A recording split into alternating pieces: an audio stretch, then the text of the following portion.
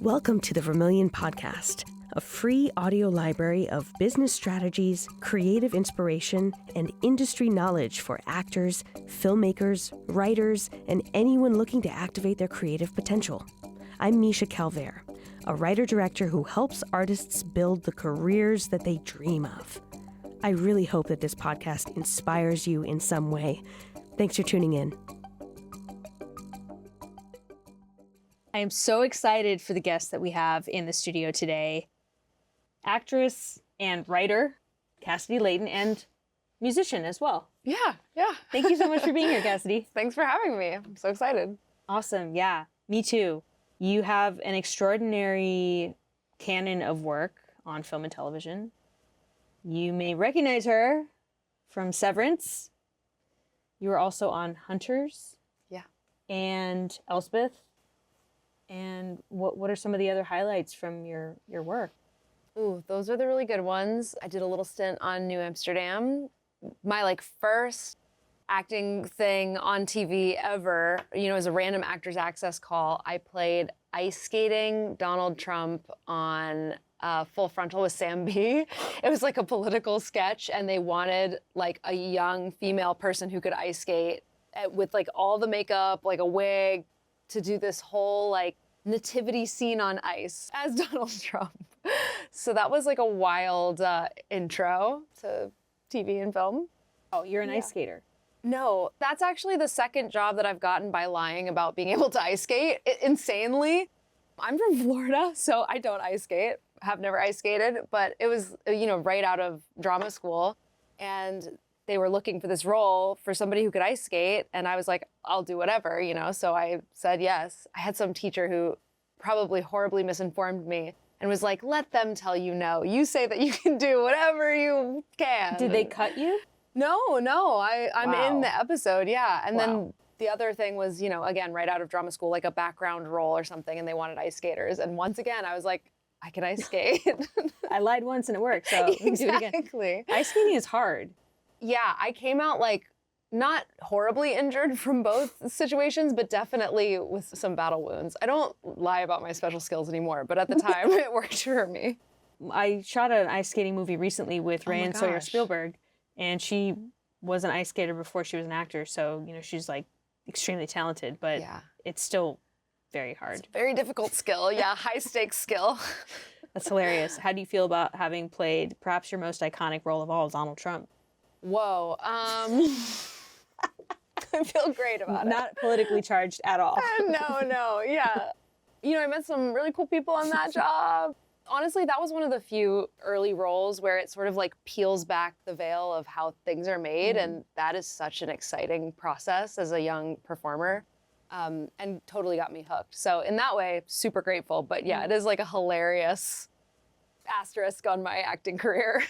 Definitely expanding to people to be able to hear that you can submit on Actors Access without an agent or manager. Yeah, at the time, yeah. And get picked up and shoot a TV show. That was how I got my first few roles, actually. Wow. Even Hunters was, I was unwrapped. I was unwrapped. Wow. Yeah, they were looking for somebody who was willing to shave their head, and I was like, yeah, I know. I was crazy at the time. I wanted it so That's some bad. Emma Stone shit. Yeah, it was. You kind of look like her. Thank you so much. I've gotten that a few times, and I'm always just like, thank you. It's yeah, it's cool. It's cool. You should write her and ask to play her sister in a movie. I totally agree, but I'm in my brain, I'm what, do I need to write the movie where we're sisters? Get a friend to get me to write it. Yeah. I would write that movie for you. Oh my gosh, please, I'll be the lunatic to be on Instagram being yes, it's gonna happen. Dear Emma Stone, I am your doppelganger, please. Yeah, now that I've seen it, I can see it. And I think we can do it. The plot is forming in your mind.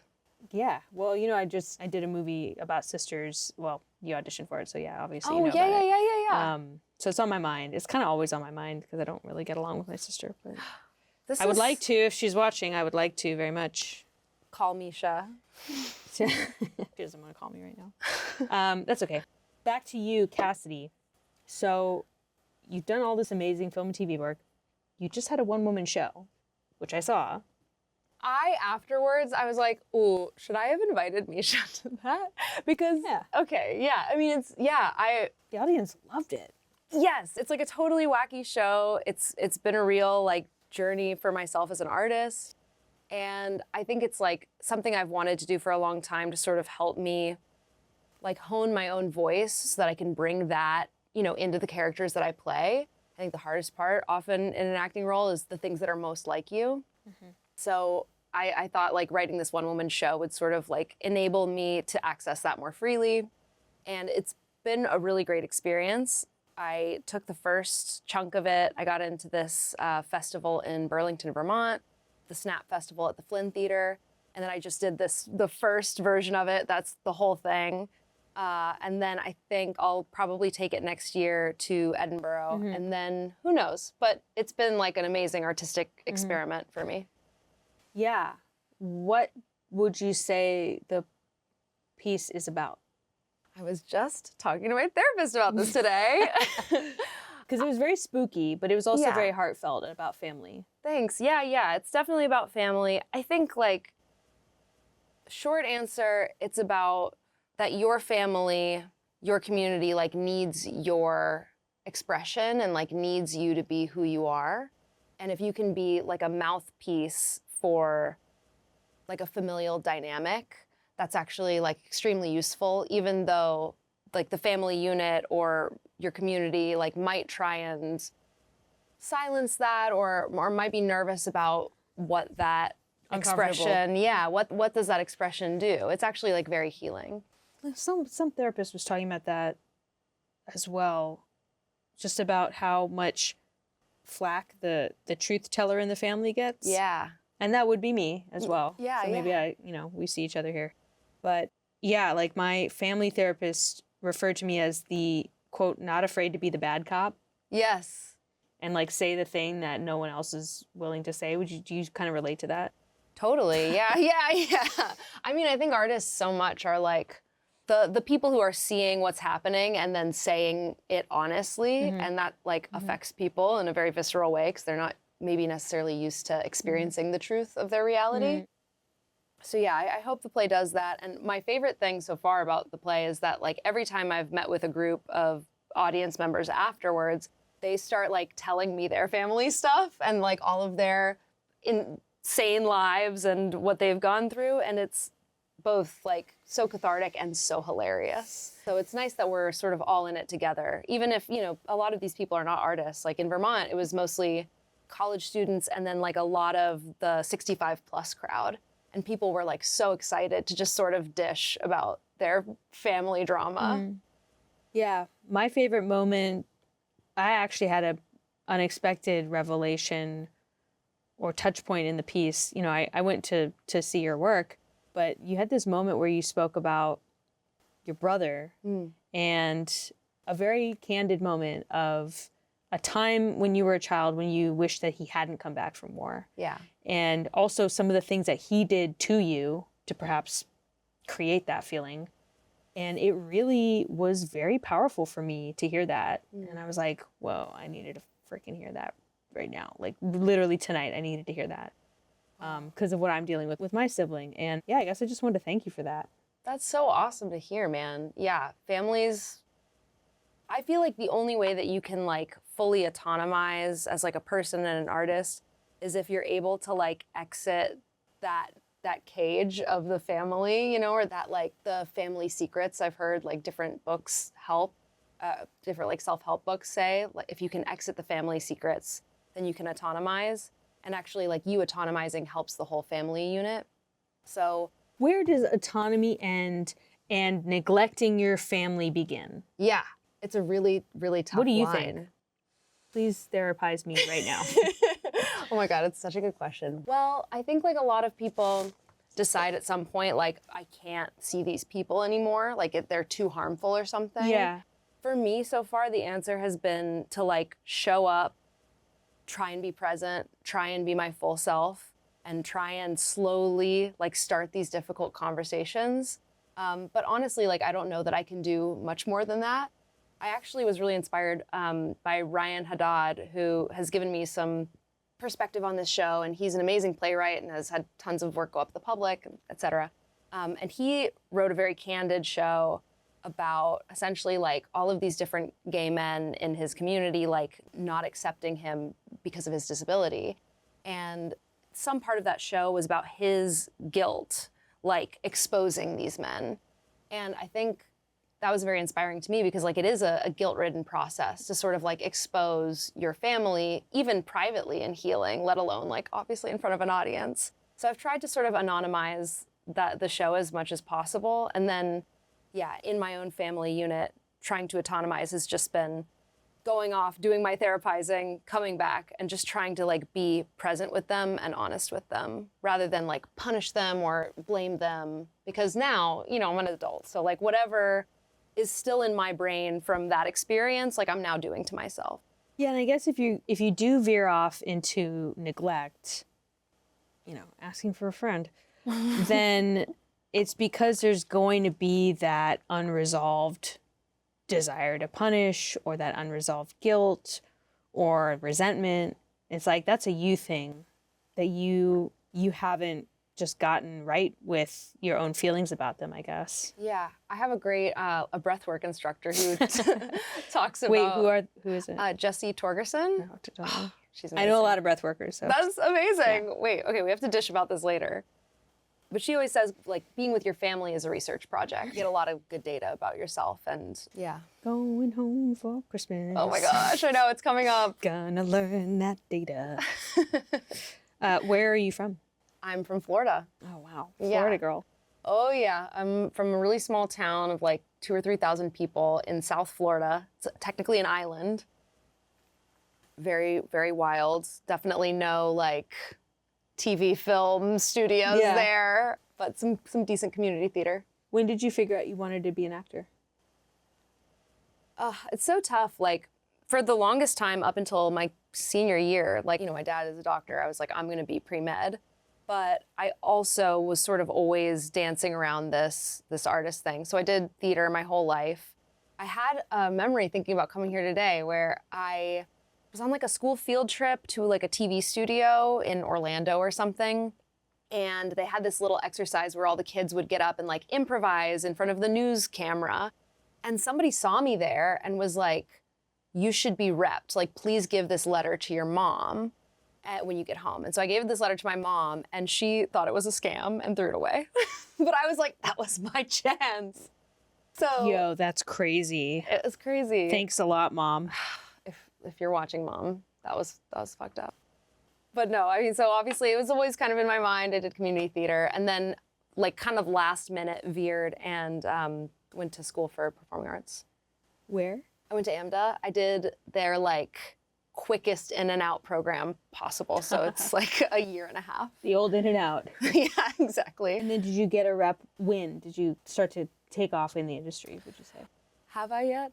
Yes. Okay, thank you. I need to hear that just for me. Well, right out of AMDA, I did a ton of short films, like just hit the backstage, hit the Actors Access, et cetera. Booked a bunch of short films, just like student films mostly, so I could have a reel, and then started sending that out. Just listening and taking notes? I did the homework that like people say to do. Yeah. I think I got that crazy paper book that says like which agents are looking. You know, back in the day they printed like a paper thing. I'm sure now it's online. And sent out a bunch of emails. And I got my first like not so great agent that way, but that was fine. You know, helped me get like my first few acting gigs. And then from there, got a manager. And then I'm with my current rep because they ended up seeing me on Severance and they called me, which was crazy because I'd always heard like if you do the work, the right people will find you. Yeah. And I never really believed that until I got this phone call and I was like, whoa, it's happening. Yeah. Yeah, that happened to my friend. She was just like you maybe 6 months ago or, you know, she had like a few less credits, but her not very good manager, actually, no, I think it was her like commercial agent that submitted her for this TV show, ended up being #1 on the call sheet. Wow. And they built the whole cast around her. Oh my gosh. Shot season 1, and now you name the agency and they're calling. Yeah. That's wild. I didn't know that they actually like scoped out that way. It's real. Yeah. So I think, as Craig Mazin says, the industry is not big enough that you can be extremely good at what you do and continue to be anonymous. I think that's totally true, yeah. I have a writing instructor, and it always drives like the young people in his classes crazy. But their first question is like, how do I get this show made? How do I get this show repped? And he's like, write it first. And they're like, no, but when I do. And he's like, no, write it first. Yeah. Like, make it really good. Yeah. And it'll find its way. Yeah. Okay, so maybe I'll refer to these questions that have come in for you. What was the project that you have found the most joy in, other than obviously Donald Trump on Ice? I mean, what a great start. For sure, Severance. I think I've been generally very lucky. When I first came in to the industry, people said you're going to work on shows where you get no time to work on anything. You're going to just have to like rattle off terrible lines and learn them on the way over to set. Yeah, it's going to change and your guest stars are going to be horrible. But that has really luckily not been my experience. I think both Hunters and Severance set like an insanely high bar for the folks that I've gotten to work with. Everyone on Severance was so bought in and continues to be so bought into like every single teeny tiny detail, like costumes, Sarah Edwards, incredible, down to like the shoes need to look worn in because she's like a punk rocker, and like what bass guitar is she using? We went back and forth on the song, tons of different song choices for like that moment, like ended up talking to Metallica. I mean, just like every detail taken care of to like an insane level. Adam Scott's obviously amazing. Everything everybody says about him is true. He's insanely charming and kind and generous. And both Aoife McArdle and Ben Stiller's direction is like incredible. They're such actors, directors, which is so nice. Give you like a million takes. And I think they're looking for something very specific, but it's nice because you really get to like exercise the part. And that was so inspiring to me that, I was thinking about the part all the time. I was working really hard on it because they were modeling this like level of excellence. Yeah, that's so cool. My friend was dating the show creator for a time. Oh, nice. I don't know if I'm allowed to say that, but too bad I just did. But, to your point of like write it first and put in the work, he had been developing the show for years before it ever got to television. It was a stage play first. And I feel like you can sense that world building like all the way from the ground up. That is so wild. I didn't know it was a stage play, but I knew that they had been developing it for a super long time. And they obviously had like a very specific idea. But I think even reading the first script, and like it was kind of tough in casting, like the sides, everybody was like, what is going on? And they were like, there's these people with chips in their brains and everything's different, but also it's kind of not because they're the same person. And without like the visual medium, you were like, okay, we're just gonna like send it and see what happens. But obviously, like, they had this incredibly deep world, and then you show up to set, and it's, like, completely built out. Like, even my guitar pick had, like, words inscribed on it. What? Yeah. That's crazy. Yeah.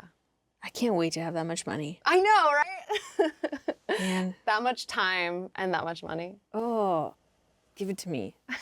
It's gonna happen. So, are you still in touch with the cast? Yes. I don't know how much I'm allowed to say. Okay. But maybe some good things happening. And yeah, everybody in the cast has been amazing. And obviously, like, in season 1, I'm a smaller part. And I had like a long conversation with Britt Lauer, who plays Helly, just like literally via Instagram. So like everybody's been extremely generous just being a part of the cast. That's so nice. It's nice when people are nice. Yes, totally. Yeah. Like, I get it. It's tough, especially when you have like a limited amount of time to be able to like help everyone out. But I mean, it makes all the difference. And everybody I know always tries to like pay it forward. You know, you often get like a little bit of help from somebody who's like a mile ahead of you. And then you try and like be able to offer that to the next person coming down the line. Yeah, like you coming on this podcast. Thank you so much. Oh my gosh, no, opposite.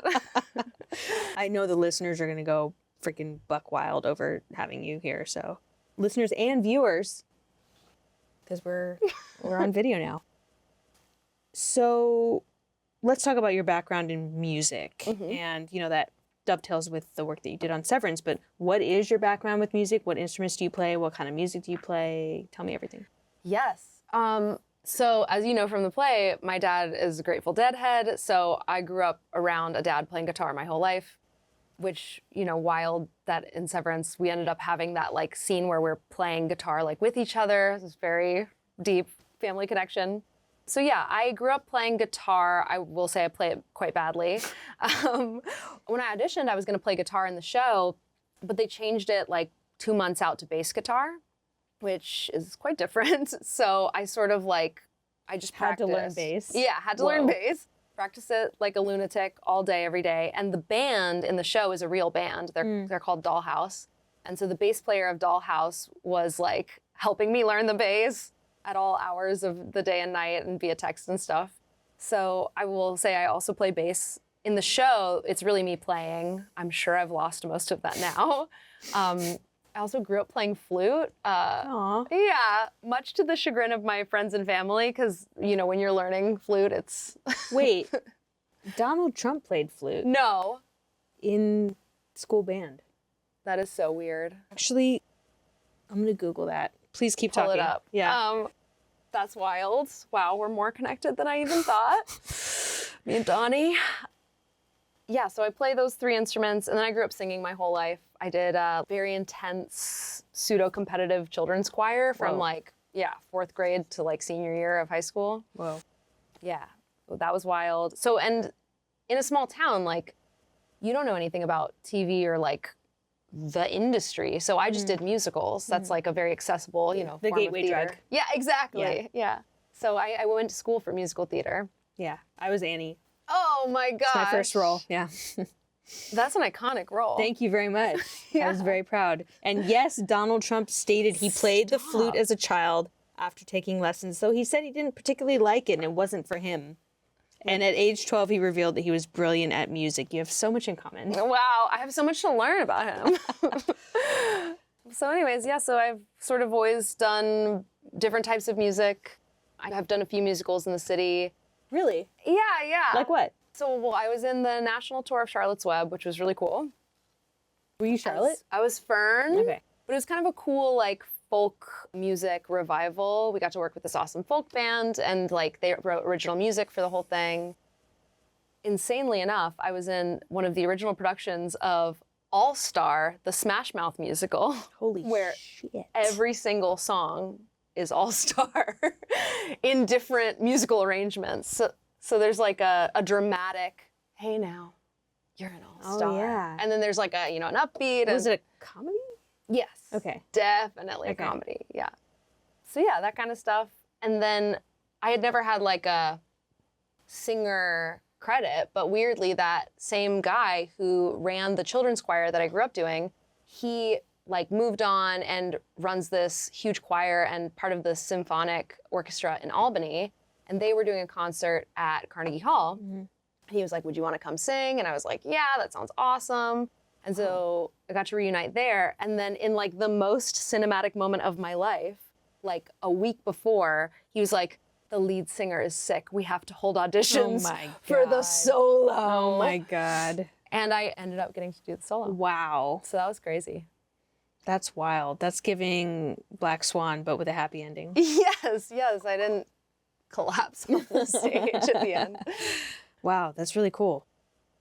So what would be your dream role at this point in your life? Whoa, that's such a good question. So I just shot a pilot that I knew the people like involved, which is how I got involved in it. And the writer's whole thing was like, he was trying to write like dream roles for people.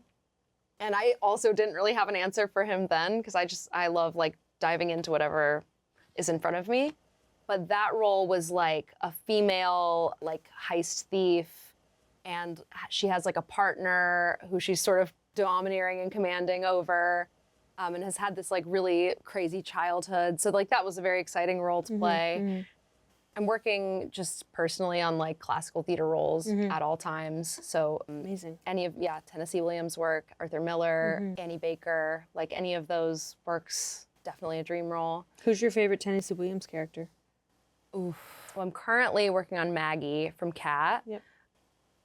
I mean, my favorite to watch is Blanche. I think someday I will absolutely destroy Glass Menagerie, the mom. Yeah, like yeah. she's incredible. I could play Laura tomorrow. Dude, Yeah. Give me that clomping foot. get in there. Get in there. What's your favorite role? You know, I like the kind of screwed up ones. Just kidding, they're all screwed up. But I like Alma Oh, yeah. in Summer and Smoke. She's, Underrated. yeah, she's such a weirdo. And she's like so horny, you know? Yeah, yeah. Horny for that guy. Same with Maggie, so horny. And Yes. I love that. I love that he wrote just like raw, wild, horny women all the time. Totally. Obviously Blanche. I played Stella at one point, and Okay. you know, really I found a lot of sympathy for her. It's easy to hate Stella, Totally. but like again, horny. Yeah, yeah, You know, yeah. she just like she had her man, he did his thing. She was like cool with that. Yeah, he beats me, but like whatever. Yeah. I'm randomly reading this Tennessee Williams book right now, and I guess Elia Kazan said about Stella, like, she's addicted to malaise because it's like her sense of safety is like, I'm letting this happen sort of thing. Yeah, and you know, she walked away from the whole family dying, Yeah. which I'm definitely more of a Blanche in real life. Here we Are you more of a Blanche or a Stella? We're coming back to my family dynamics once again. But yeah, I can really relate to Blanche and being like the only one that's taking care of the dying parents. Totally. You know, and what a role. What a role. Yeah. I will revise my answer. And now that I've been thinking about it, I'll revise my answer slightly. And I feel like this is sort of a corny answer, but anytime you get to play female rage is like so rare, so delicious. Yeah. And I haven't gotten to play like a Southerner. And I feel like Southern women, per Tennessee Williams, are like so ready to let it rip. So yeah, that would be definitely a dream role. I noticed, is that a wedding ring on your finger? It's a wedding ring. It's beautiful. Thank you. Can I look at it? Yes, please. Yeah. So this makes me think of wedding and engagement ring. And it makes me think of husband, is it? His husband, yeah. And how he must reconcile your career as an actor. Was there ever a discussion around that? You know, it's kind of awesome. So my husband was like a business guy. Love those. Love him, kind of. But he was living in Texas, had this very like normal businessy career, and then was like, I'm gonna go try and be on Broadway. Whoa. Yeah. Moved to New York City. Whoa. Yeah, we met doing a show. We were in a cabaret. We were both like assigned to each other. We were gonna like sing in this duet. People will say we're in love from Oklahoma. No way. Yeah, it's ridiculous. No way. It's ridiculous. What a meet cute. Yeah. And basically, first of all, he had that annoying thing where like he kind of didn't really care. So he like was booking a ton. Cause you know, you go in with that he was like expanded. Yes, he was expanded. Yeah. But then in COVID, like 2020, 2021, he was like, this isn't really it for me. Like, I don't love it that much. That's even worse. I like, right? He's like, I just don't love it. And all this success, it just isn't enough. it just isn't enough. Well, and he's an amazing vocalist, amazing singer, but he saw sort of all the work I was doing on like the acting craft. And I think he knew for like the next step of his career, that was what he was gonna have to do. And he just wasn't really like interested in that. So he told his agents, like, I'm out. I'm just gonna, yeah, I know. Can you imagine? So he like gets it, which is great. He gets sort of the whole actor thing. And he's always sort of said like, I want to support you in this career and this craft as much as possible, which has been amazing. That's beautiful. Did he go back to business? He is in business. Yes, he's the CEO of a adult diaper company. Really? Yeah, it's technically like a medical supply company. Yeah. But yeah, Do they have a government contract or no? Sorry, It's okay. That's a dig. They don't right now. But yeah, so he's like an entrepreneur. He'll like acquire a small business and then make it profitable, and that's his thing. And yeah, That's and cool. he's a very expansive person and loves the arts. Wow, awesome. And you live here in New York? Yeah, I live in Brooklyn. Cool. What are you working on next? Is there anything that you want to give a shout out to? Ooh, so exciting. I mean, Now that the show's closed, right? The run of the... yeah, the show's closed. I'm sure it'll go up somewhere else. I have a theater company called Divine Riot. It is producing a show called The Big Bad, which is written by Brendara Santiago, Lamford Award-winning and Showtime series staff writer, Rendara Santiago, amazing human being. And the show sort of at its core is about like family reuniting around like one family member's crisis, and sort of like video game inspired. This character creates video games and so sort of plays through the video game of their family. Core message being like, we need each other, like we all need each other in this life, no matter how frictiony that is. And, you know, how do you move through despair? So I think that's going to be like a really important show. And yeah, we'll be announcing more about that soon. So yeah, I would say follow Divine Riot. Wow. Divine Riot on social media. And I would love to come see that show. That sounds great. Yeah, definitely. Please. Cool. Well, I guess if you want to leave our watchers and listeners with any words of wisdom, because there's going to be a lot of people looking at your career and being like, that is what I want. She is my dream. Whoa. Do you have any advice on people pursuing their own dream? Obviously not to copy your career. That's weird, guys. But, you know, to find their own dream and to have the courage to follow it. Yeah.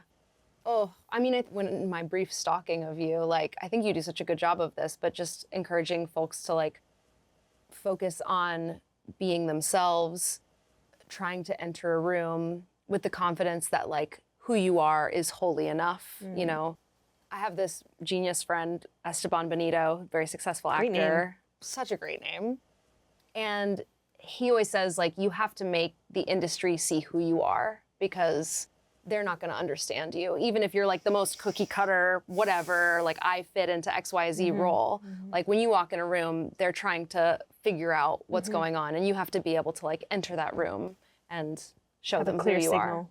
Yeah, totally. And that takes, you know, like a lot of craft work, but also just like a lot of personal development. So, yeah. How did you do that? How did you get to that personal development? Like, what did you use? Acting class has been huge for me, like keeping it as a gym. 3 of the people I worked with on Severance happened to be from this acting class. So proof, No. yeah, proof positive. Wait, what acting class? Carl Bury, I've never heard of that. he's great. He's a Larry Moss guy, Okay. like Larry Moss technique, kind of. He's made it his own. But yeah, so like craft work, because also like when you're focused on the character, then like who you are can shine rather than you being nervous about like how you're being perceived, I think.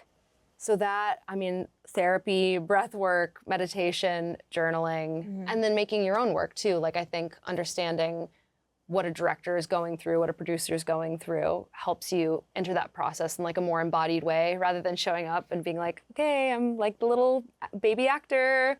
Where do you want me? What do you want me to do? Like, how can I prove it to you? For sure. Breathwork, I like Beth McGuire I've never heard of her. and Ilsa Pfeiffer. I've heard of Ilsa Pfeiffer. Heard great things. Yeah, I think Beth was at Yale for a really long time, but they're both great. And then to your last point about filmmaking, I think it's one of the best things, like you just said, you know, it really shows you how to look at a film from not just your own perspective, and how to really have empathy for every other department and to understand how the whole mechanism works. And I think for people who are wanting to move from that guest star to a more lead role, it's one of the best things too, because you have to be able to hold the whole production in your consciousness. Yeah. And to really be a leader on that set, to be like a true number one, as my friend calls it. But I mean, I think you're there. Thanks, Not that we were talking about that, but I think we're going to see you leading a show very soon. Whoa. Thank you so much. Yeah. Let's do it. Let's do it. Well, thank you for coming in, Cassidy. It was so great to have course. you. And please follow Cassidy on Instagram, check out Divine Riot, and we are very grateful to have you, and we'll see you next week. Bye. The Vermillion podcast is sponsored by Vermillion, a home for artists. We offer classes, coaching, and community for creatives and innovators in the arts. If you're ready to find your voice and build the life of your dreams, we're here to support you every step of the way. Check out clubvermillion.com and schedule a free call today.